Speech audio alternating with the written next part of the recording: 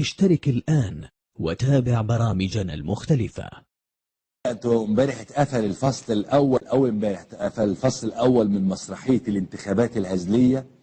النهاردة بدأنا الفصل الثاني من المسرحية. الفصل الثاني في مسرحية السيسي. البشير اخترت وقت الزيارة لدعم السيسي في الانتخابات، وقائد الانقلاب يستغل احتفال يوم الأسرة المصرية للدعاية لإنجازاته.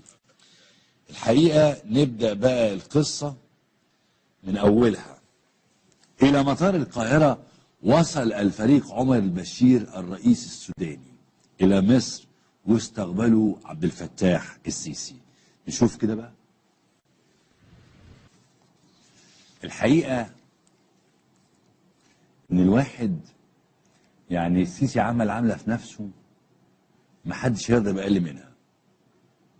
السيسي بدأ يستنى الناس تحت الطيارة. شوف المشهد كده. هات يا عم، هات يا علي، هات المشهد فول سكرين. بص هيفضل ماشي، بس ايه، اقف عند حته كده اقول لك عليها. اقف عند حته، خليك ماشي. شوف، اقف هنا بقى.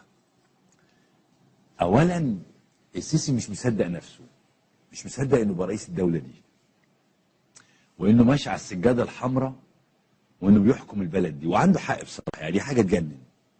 تخيل انت تبقى تافه طول عمرك، والعيال مش عارف بتعمل فيك ايه، وبعدين فجأة تلاقي نفسك متحكم في البلد. حاجة جامدة جدا.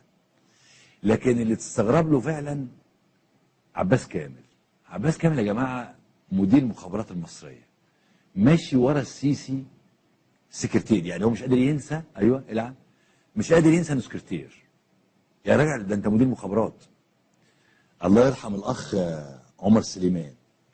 بص ماشي سكرتير، يعني حتى مش قادر يمشي في النص وراه، لا يعني هو محرج على نفسه السجاده الحمراء، فخايف يوسخها بنعل جزمته، فماشي سكرتير ورا.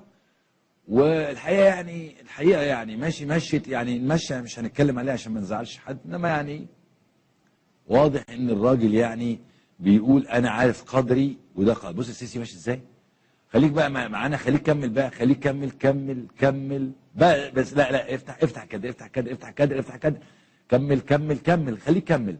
بس اقف هنا. الزلحه دي بتاع فتاح السيسي اللي واقفه تحت.